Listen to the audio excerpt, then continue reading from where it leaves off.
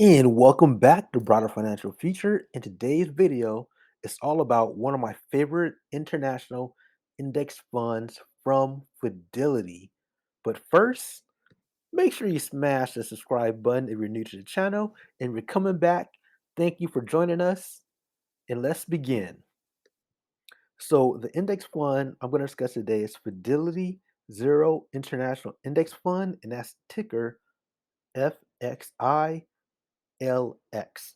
Now, this particular fund seeks to provide investment results that correspond to the total return of foreign developed and emerging stock markets.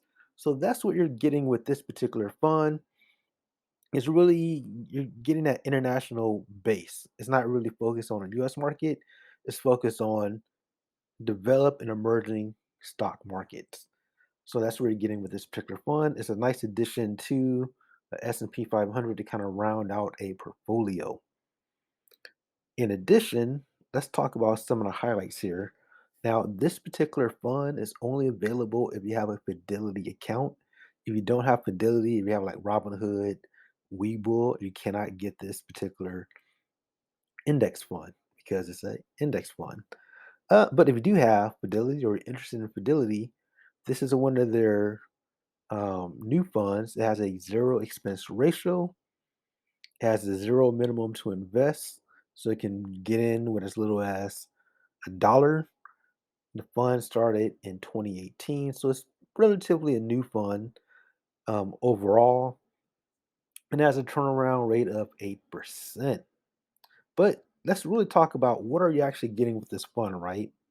With this particular index fund, the top 10 holdings account for about 10% of the total fund out of over 2,000 companies. So what you're going to get here is Taiwan Semiconductor, Nestle, Tencent, Samsung, Toyota, LVMH, Alibaba, and more. So when you look at that list, there are some name companies that people are familiar with, specifically Alibaba. It's like the Amazon in Asia. You have companies like Toyota, which is a huge company as well. LVMH, like the Moet Hennessy brand.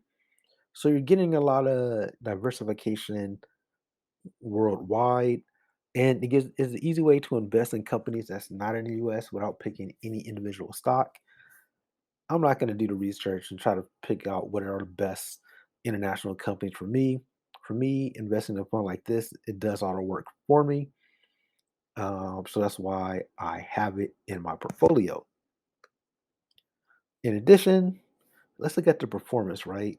Year to date is down almost 6%, 1 year almost 2%, 3 years it's up about 7.7%. In the life of the fund, it's up about 5%. It's not really any huge gains when you're looking at this fund, but I look at this fund as just rounding out my portfolio with some international holdings, which I'll discuss more at the end.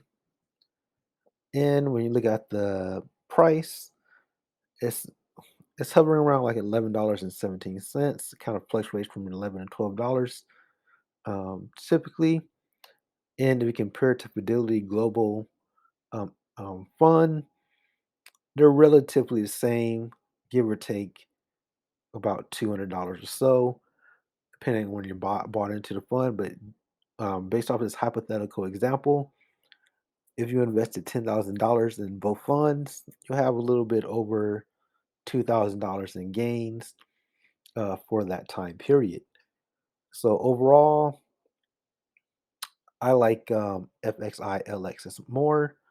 Fidelity Global does have a expense ratio of 0.05%, which basically makes them almost identical in my opinion.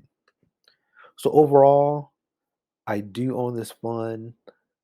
I don't, I would say out of my index funds, I put more into like the S&P 500, but this for me is a nice like rounding out my portfolio with a little bit of international exposure. So that's one of the reasons why I really like this fund because it gives me that overall international exposure. So I like to own a little bit of everything worldwide, not just in the US, because if the US market goes down, I like to own something somewhere else as well. But typically, if the US market goes down, pretty much all the markets seem like they will go down. But that's just my opinion. But I like to have like that diversification. That's why I own it. Let me know, do you own this particular index fund? What are some of your favorite international index funds to own, either with Charles Schwab, ETFs, Vanguard, or whatnot, depending on where you have your account? And overall, thank you for watching. Make sure to like, comment, and subscribe. Until next time, peace.